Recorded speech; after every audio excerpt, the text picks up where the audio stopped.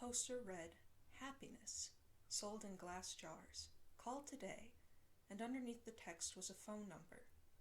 I was walking home from a long, exhausting day of work when I caught a glimpse of the papers stapled on an old telephone pole. I took a picture of it, thinking it was amusing. I was going to show my wife once I got to our apartment, but I was caught up with chores and forgot about it. Dinner, dishes, laundry, packing a snack for our daughter, putting her to bed, then putting her toys away that she'd left out in the living room. Every night it was the exact same routine. The next day I woke sleeping back to back with my wife. I always had to get up earlier than she did for my job, so I quietly got ready for the day and headed out the door. At work, I was updating the company's latest expense report. Most days were similar to this one. They were basically paying me to stare at a computer for 9 hours a day and input a couple numbers into a spreadsheet. I finished my work very quickly, so I decided to head out of the office early. It also helped that it was a Friday and a lot of people leave early at the end of the week. On my walk back, I was thinking of what my life had become. I did this often. I always dreamed of traveling when I was younger. I wanted to drive across the country or solo backpack across Europe. Then I met Kelsey. Don't get me wrong, I loved Kelsey. I still do. We just don't have that spark anymore. When you meet someone and get in a relationship, whether it's meant to be or not, some of your personal life plans have to be put on hold, and then that relationship turns to marriage, and then you have a baby, then you have to enroll your daughter in a preschool, then you have to get a better paying job and work more hours, and blah blah blah. I'm not trying to throw a pity party for myself. I'm just saying I wasn't exactly content with where I was in my life. I wouldn't have referred to myself as a happy person. As I took the same route home that I did every day to work and back, I walked by the same poster I had passed the day before. I don't know why, I really don't, but I decided to call the number. I figured it would be some joke. Maybe someone just picks up and says, "I love you," on the other end and hangs up. Or maybe it's a line to a sex worker. I had no idea what to expect. I called. It only rang once before someone picked up. "Hello?" a woman said. Hi, I'm calling about your poster, your ad."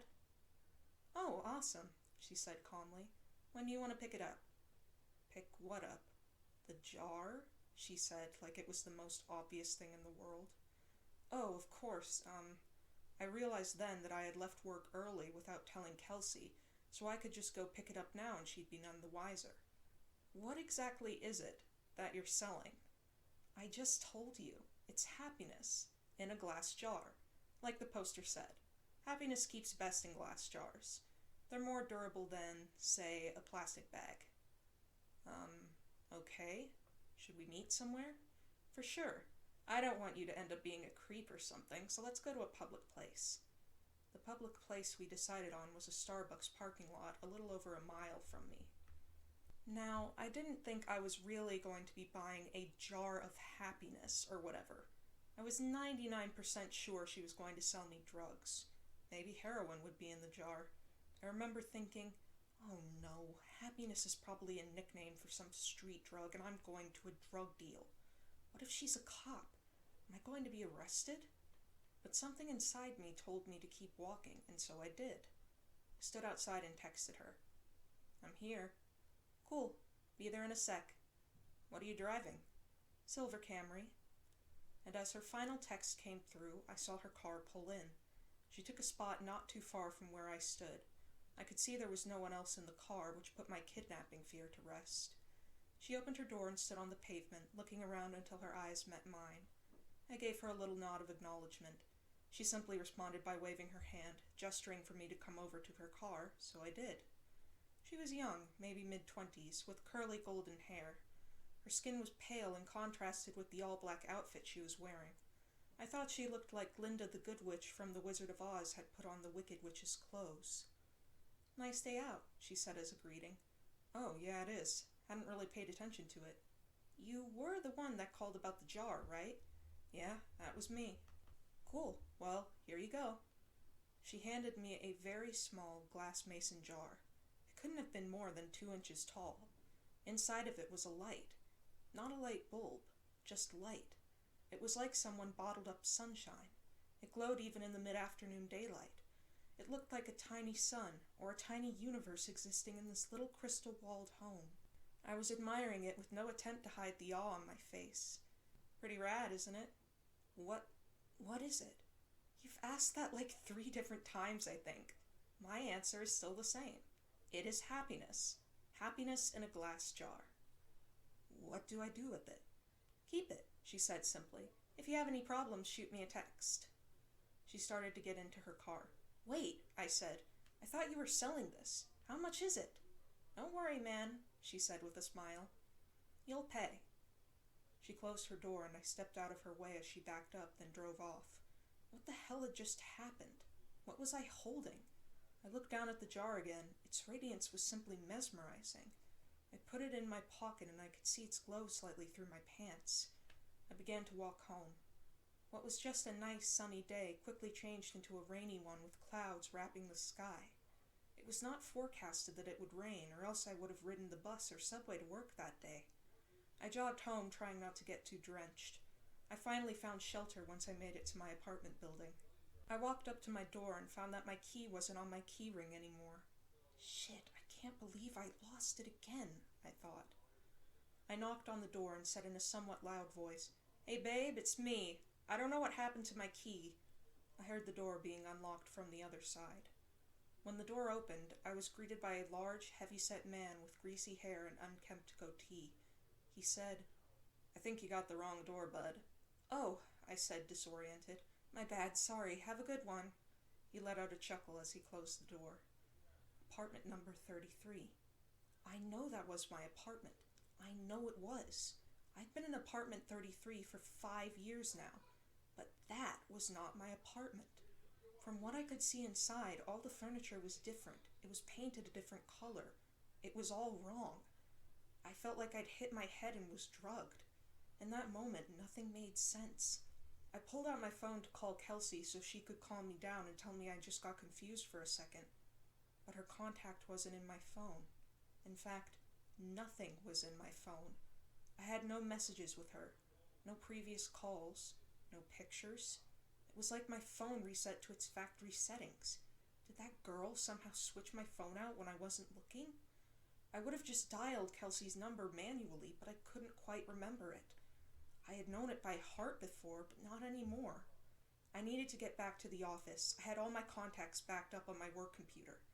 Since it was still raining, I hopped on the bus, which had a stop right in front of the apartment complex. I rode downtown toward my office, the whole time staring at my wet shoes, wondering what the hell was going on. We have a key card access to our building, so only authorized personnel can get inside. I always keep my access card in my wallet, always. But surprise, surprise, it wasn't there. I buzzed into the speaker we had for guests with appointments, or employees as a backup in case anyone lost or forgot their card. Hey, this is Tim. I must have lost my card.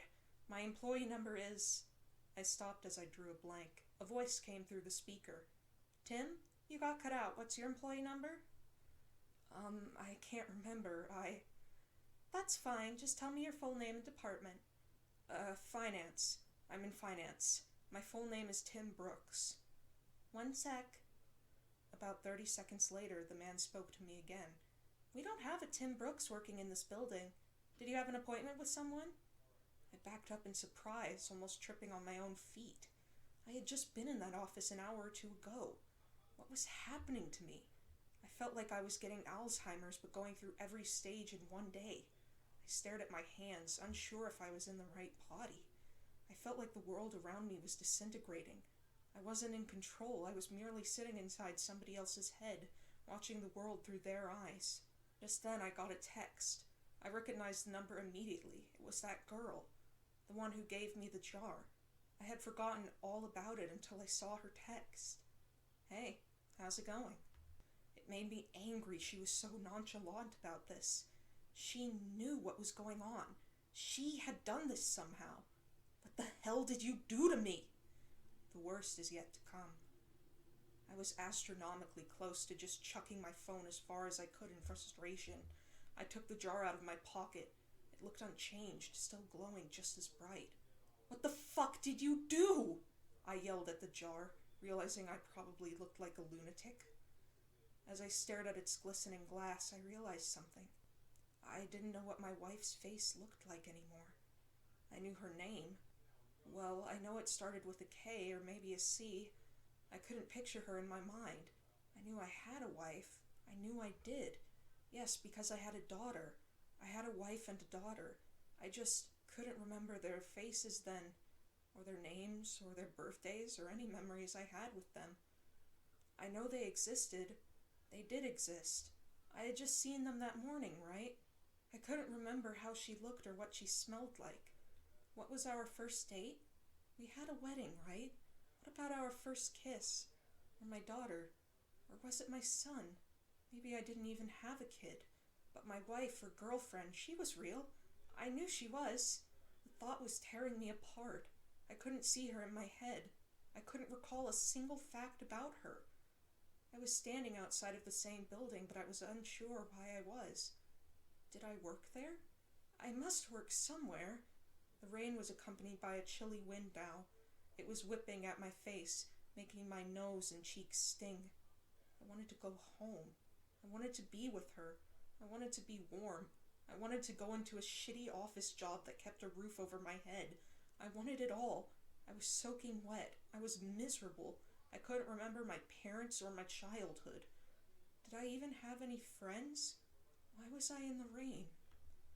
I looked down at my hand. I was still clutching the jar.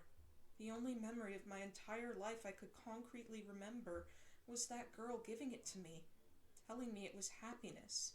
It did not bring happiness. It brought pain. It brought suffering.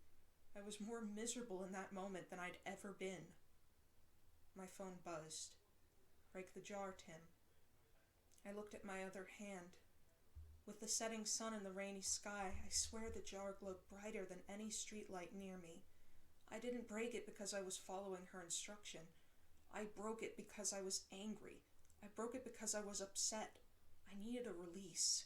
I raised my arm above my head and brought it down with one swift motion, shattering the jar on the concrete beneath my feet.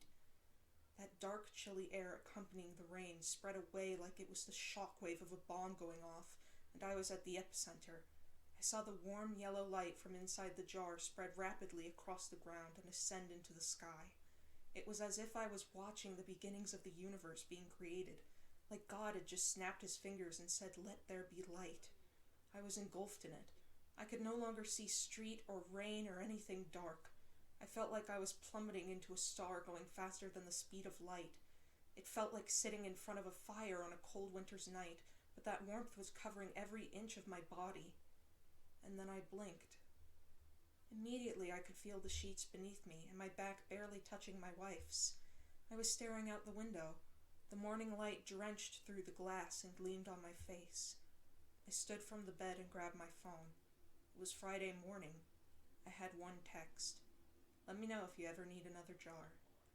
I called in sick to work. I snuck into my daughter's room and greeted her with a kiss and told her she didn't have to go to preschool today. We were going to have a family day. She smiled and stretched out her arms with a yawn before curling up and falling back asleep. I got back in bed and squeezed my wife tightly. I didn't let go for hours. Our daughter came into our room and woke us up eventually. She was jumping on the bed and shouting for us to wake up. Yesterday I may have found that annoying. Yesterday I may have found a lot of things annoying, or monotonous, or dull. But not today. Today I pulled her under the covers in between me and Kelsey. Today was going to be a good day. Today I was happy.